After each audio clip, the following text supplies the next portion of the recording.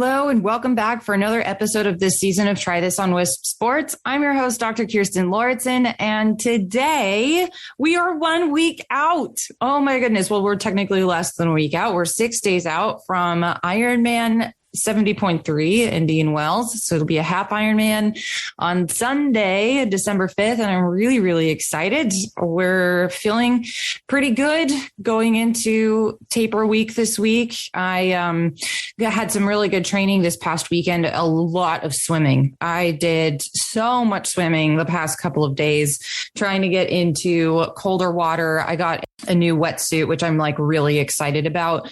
And yeah, I'm feeling very excited and very ready to go into Indian Wells and just see what is in store for that day. I think the biggest thing as far as just like racing goes, it's not always just about wanting to have like a really good race, but you just never know like what sort of things are going to pop up. So it would just be nice to have what I would call a clean race, like just to have a really solid day where I can kind of finish up the day and just say like, I feel like that was a really, really good race. That's basically my goal.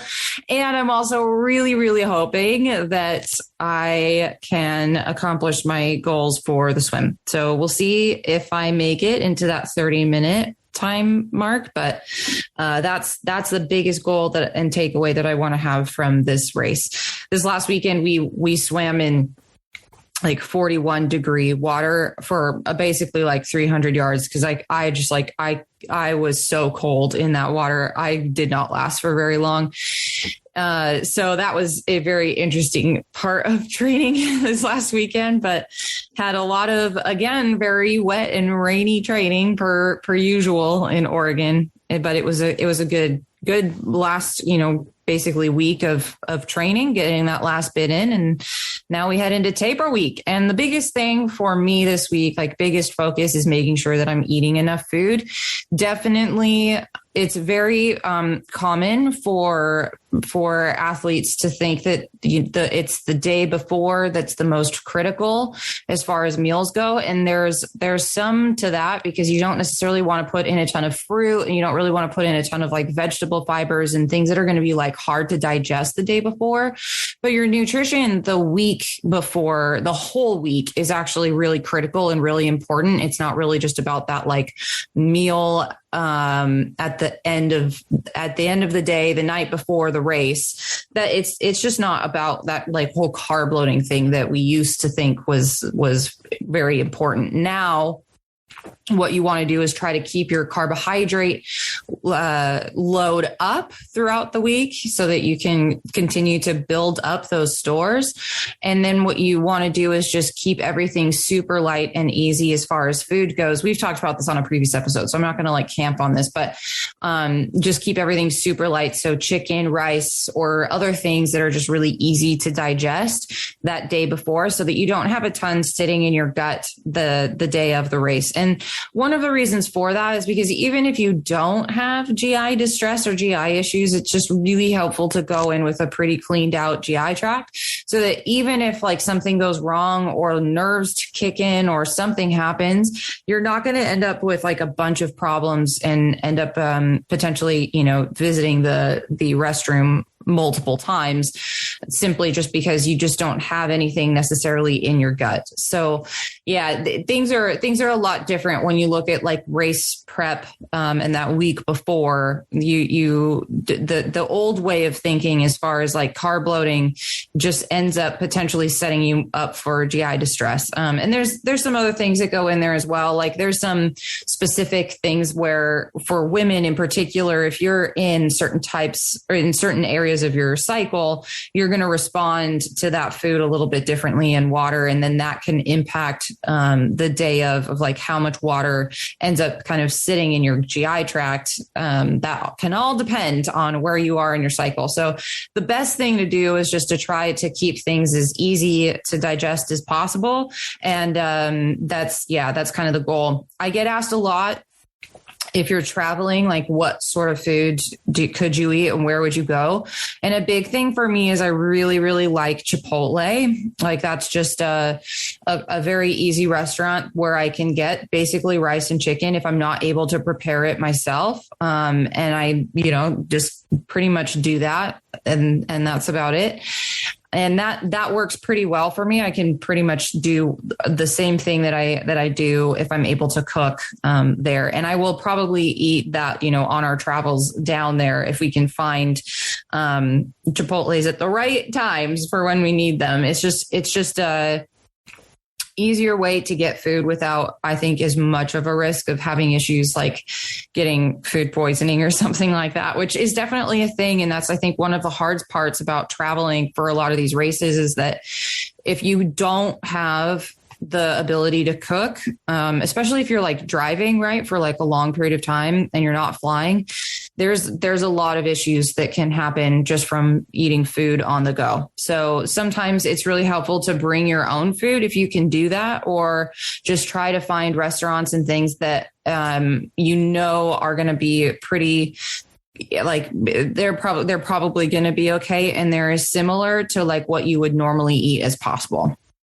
So that's been a big race week prep thing that we'll be doing, because we're gonna leave in a few days to go down there and get all set up and make sure that everything is ready to go for race day. So it's going to be fun. I'm really, really excited to do that. So that's where we're at as far as an update, as far as training and getting ready for race week. But what we're going to talk about next is, and the main topic of this episode is about over recovery. Like I know that I have talked so much about recovery and the importance of it, but there's also some scenarios where you could potentially over recover in the sense of, sometimes there are some recovery modalities that can be used that will actually do not harm necessarily, but they will not be as good as if you chose other things in certain scenarios. So we're going to dive into that right after this short break.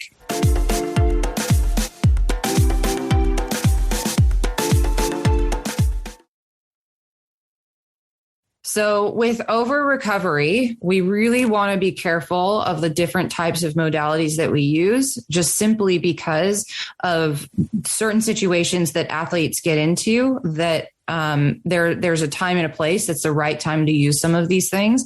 And I'll tell you at the end, some of the best recovery tools you can always use that will always be good.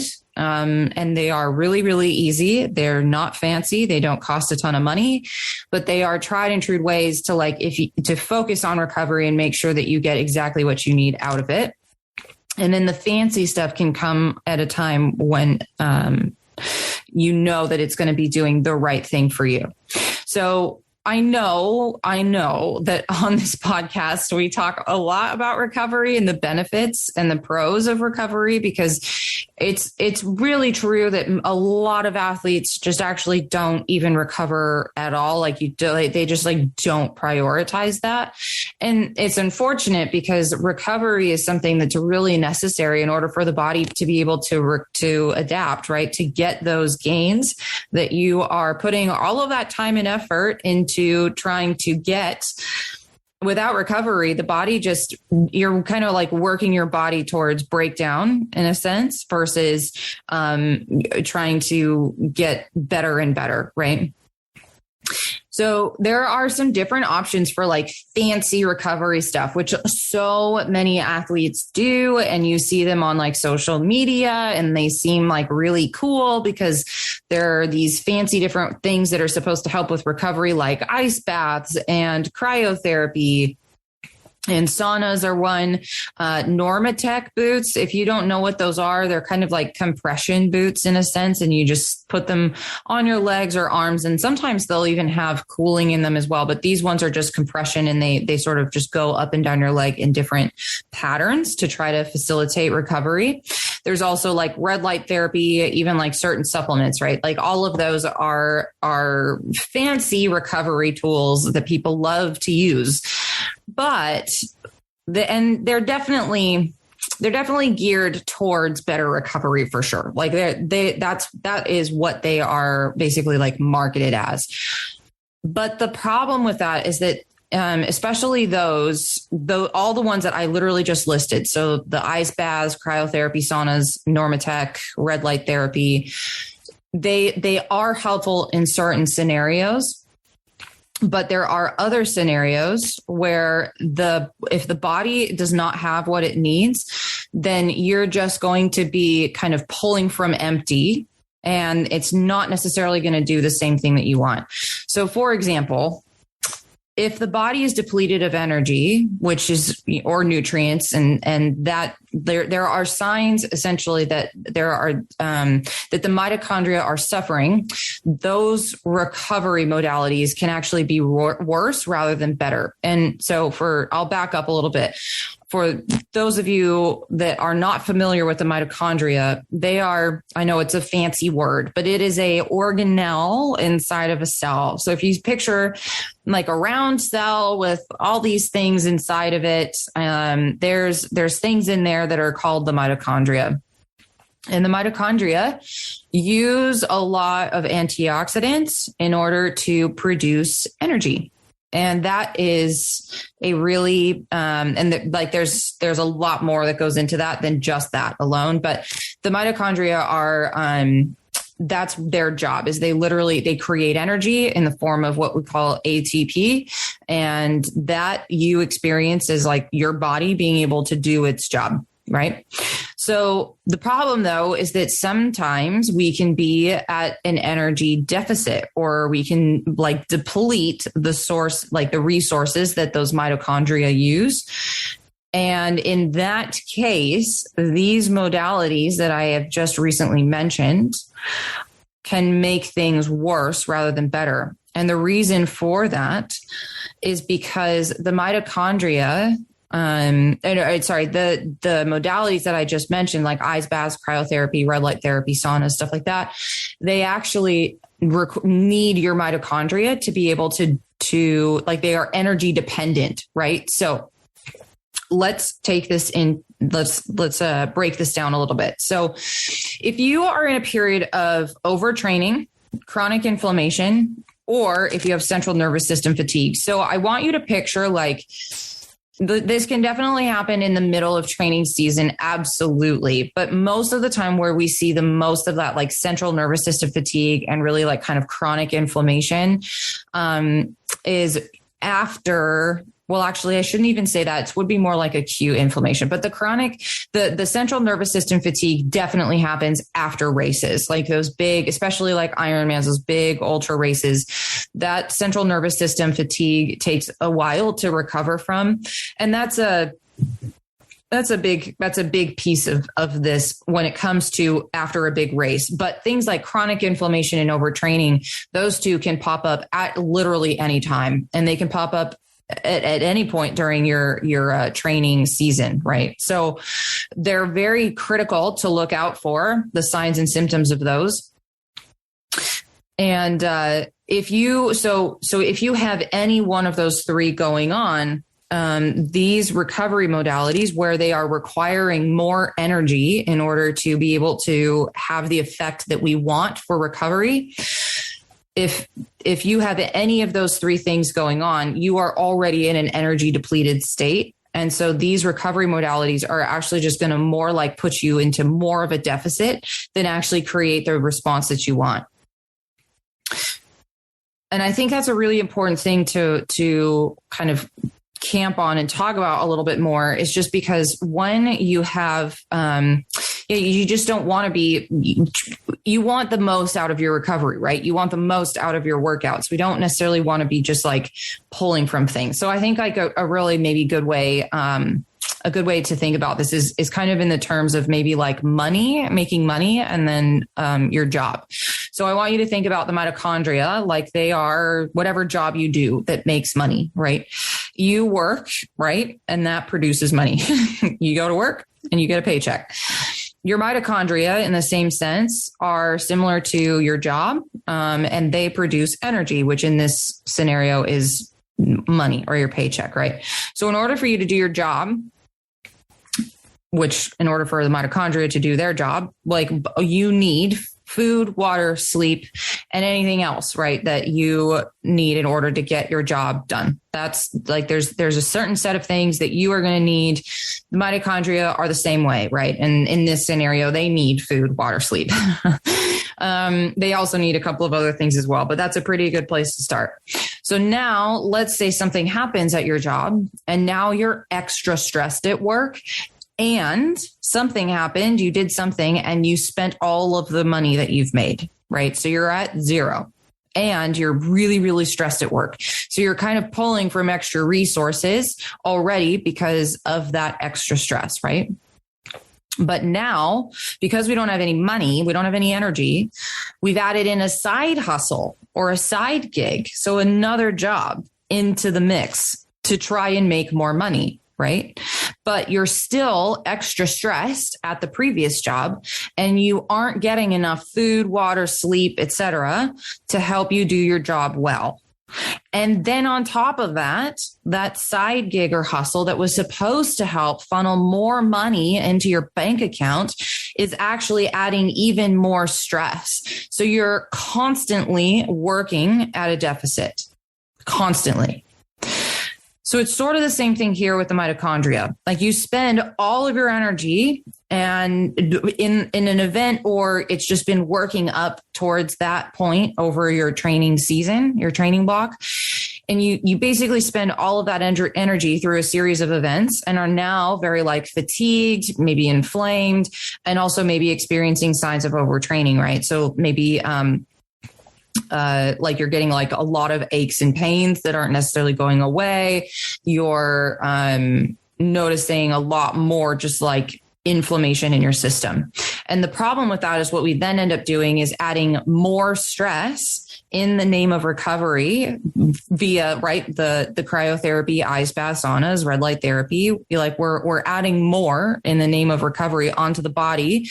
That's kind of like that side hustle. Like those recovery modalities are kind of like the side hustle. So they're supposed to be helping, but instead they're just like making things worse. So instead of them producing more energy, we are then still working at a deficit and digging that hole even deeper. So I hope that like sort of metaphor in a sense, like makes sense in how your body can respond to certain recovery modalities, but that's literally what can happen here. And this is ultimately, I mean, where all of this really goes is like, this is why it's really important to know what to do when based on how your body is functioning.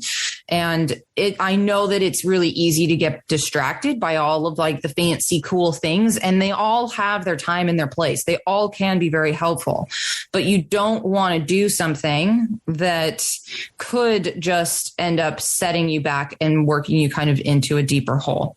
So what I do with my athletes that I work with is we track their training and their recovery. And most of that is based on biomarkers from labs that we run. And then we look at resting heart rate and we track heart rate variability over a period of time. And it's using all of those tools that then help us be able to know when the right recovery plan is appropriate and when is the right time to do it.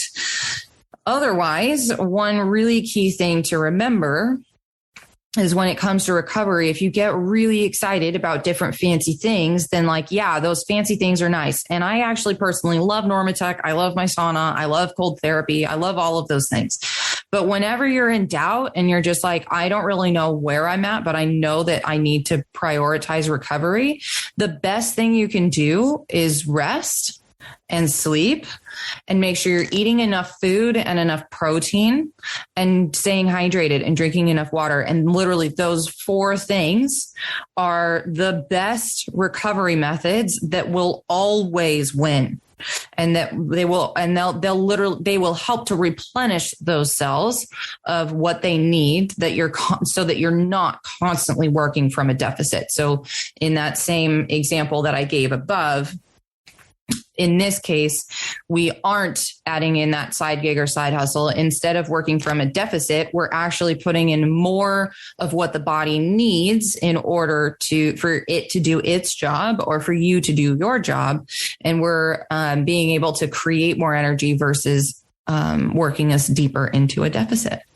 And that is our episode for now. I hope that was helpful, as I do honestly get so many questions about recovery. I really hope that helps to kind of ease a little bit of the tension around, should we be doing more, and are all of the fancy tools really important or necessary? And in my opinion, they are nice to have, but they really should be used at the right time and in the right place. So make sure to follow Wisp Sports on all social media channels, and make sure to share this episode with anyone you think might love it, because that really helps us be able to get this podcast out to more people. And you can also follow me at Dr. Kirstin on Facebook and Instagram, and drkirstin.com. If you'd like to reach us with any comments or questions about the episode, you can email us at info@wispsports.com, but you can always come over to social media and leave a direct message with either of us, Wisp Sports or me at Dr. Kirstin. And we would be happy to answer those questions, as well as potentially answer them on another podcast episode. So thank you so much for listening, and I will be back next week. Take care.